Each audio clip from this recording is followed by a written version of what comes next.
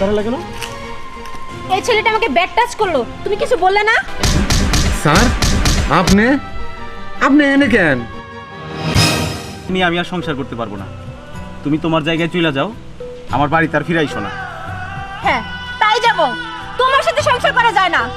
আমার যেটা ভালো মনে হবে আমি সেটাই করব। আমি আমার পরকীয়া প্রেমিকের সাথে চলে যাব। প্লিজ তুমি আমাকে মেনে নেবে না? আরে তুমি এটা ভাবলে কি করে যে আমি তোমার মেনে নেব? আমি তো তোমার সাথে সম্পর্ক করেছিলাম শুধু সময় কাটানোর জন্য।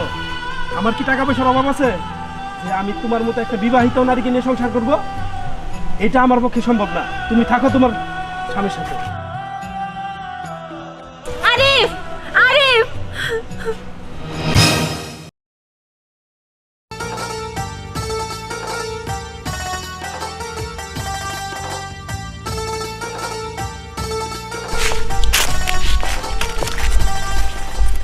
তুমি যে তোমার হাজবেন্ডের লোকে প্রতিদিন এইভাবে আমার সাথে দেখা করতে আসো, বাসায় কোনো সমস্যা হয় না? আরে সমস্যা হলে কি আমি তোমার সাথে দেখা করতে আসি? আমি ওইদিকে সব ঠিক করে তারপর এখানে আসি। আর কিছুই জানে না। তাই না? হুম।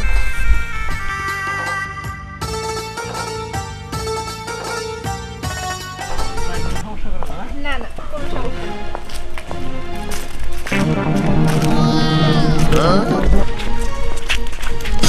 তুমি দাঁড়া লাগে না? এই ছেলেটা আমাকে ব্যাড টাচ করলো, তুমি কিছু বললে না?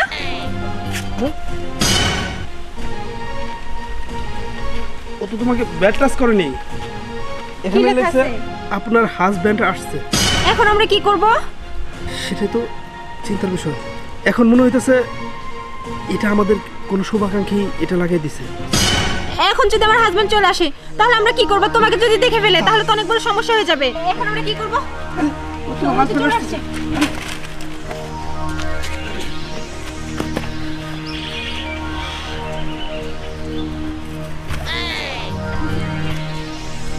আরে তারিকুল, তুমি কোথায় যাচ্ছ? একটু বাইরে অফিসের কাজে যাচ্ছি, কিন্তু তুমি এই অবস্থায় এখানে?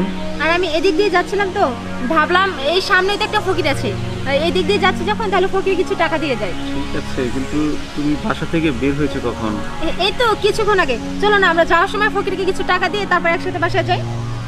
আমার তো বাসায় যেতে একটু দেরি হবে। আচ্ছা ঠিক আছে, চলো। আচ্ছা ঠিক আছে, চলো।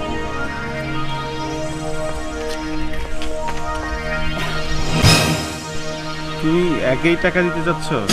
হ্যাঁ এই ফকিরের কথাই বললাম তোমাকে। আচ্ছা, কি আসলেই ফকির নাকি অন্য কোনো কিছু? আরে ফকিরই তো, দেখে তুমি বুঝতে পারছো না যে ফকির কিনা? ঠিক আছে, বেশভূষ ঠিক আছে সবই, কিন্তু এত ইয়াং স্মার্ট, মানে অনেক পরিপাটি লাগছে আমার কাছে, মানে একটু ডাউট হচ্ছে আর কি। এখানে ডাউট হওয়ার কি আছে? কিছু টাকা দিয়ে চলো না আমরা চলে যাই বাসায়। আচ্ছা ঠিক আছে, তুমি যখন এত করে বলছো, এই কিন্তু আমার ডাউট হচ্ছে। হ্যাঁ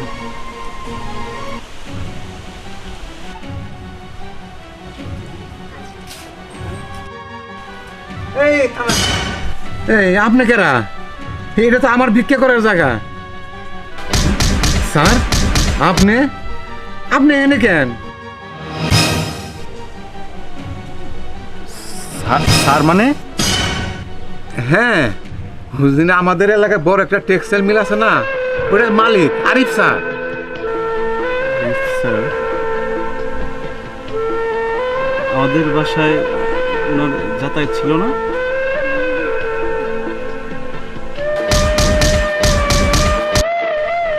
হ্যাঁ ছিল, আমি আগে থেকে সন্দেহ করছি। আমি জানতাম না এই টেক্সটাইল মালিকের সাথে তার সম্পর্ক আছিল। এইটা ধরার জন্য ওই যে তোর ব্যাড টাচ করছে না, এটা কি করছে জানোস? এটা আমারই লোক, আমারই লোক তোর পিছনে একটা স্টিকার লাগায়। এই স্টিকার দেখে তোর পরকীয়া প্রেমিক যেন দূরে কোথাও পালিয়ে না যায়। যেমন কথা তেমন ফল। দেখ আজকেই তোর পরকীয়া প্রেমিককে আমি হাতে নাতে ধরেছি। পরকীয়া করবো না কি করবো? তুমি আমাকে কি দিয়েছো? তুমি কি আমার চাহিদা পূরণ করতে পেরেছো? আমাকে কোনো সময় দিতে পেরেছো? না, তুমি দাওনি।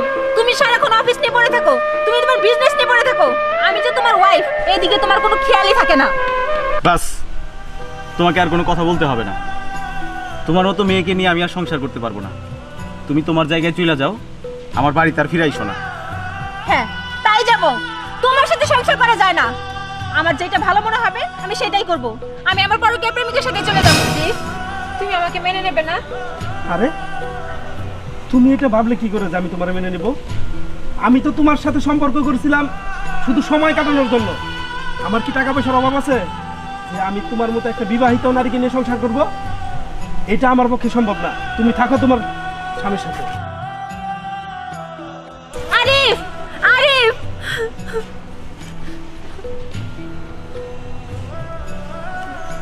তারিকুল, যাও, তোমার নাগরের সাথে যাও, তোমার প্রেমিকের সাথে যাও, ভালো থাকো, আমার সাথে যাইতে হবে না। তারিকুল,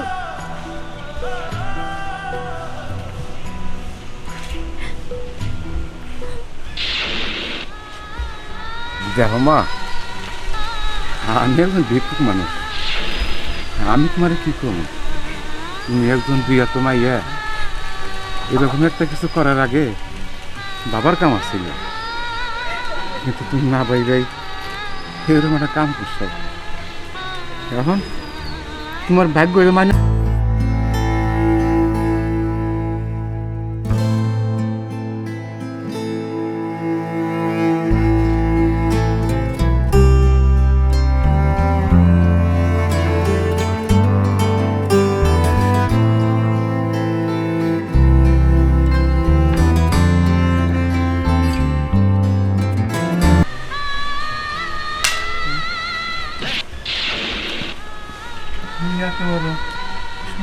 মানুষ পাঁচ ছাড়া দিল।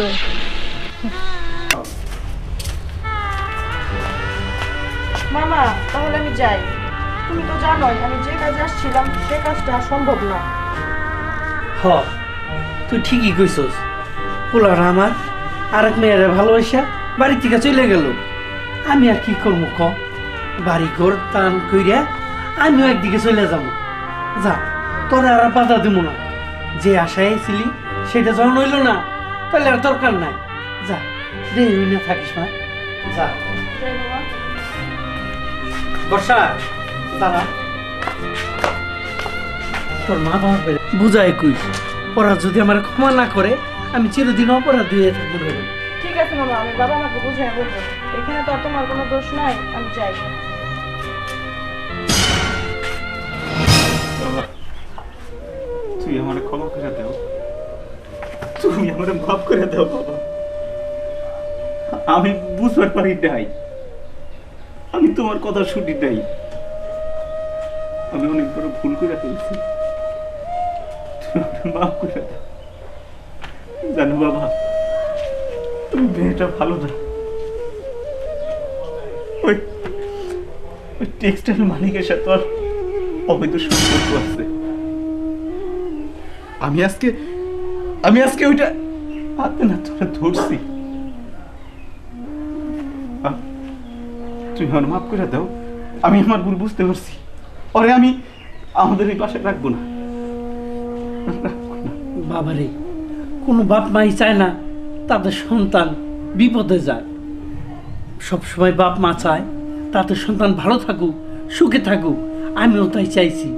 তুই যে তোর নিজের ভুলটা বুঝে যাইতে পারছস, এতে আমি অনেক খুশি। তাই আমার আর একটা কথা, তুই বর্ষারে তোর নিজের করে নে, তাহলে আমার মতো সুখী বাবা আর কেউই হইব না। বাবা, আমি ভাবছিলাম আমি জীবনের বিয়েই করবো না, কিন্তু তুমি যখন বলছো তোমার কথা তার ফেলতে পারি না। তুমি আমার বাবা না, ঠিক আছে? তুমি যেটা ভালো মনে করো সেটাই করো। আমি বর্ষার বিয়ে করতে রাজি আছি। বর্ষা, তোর হাতটা দে।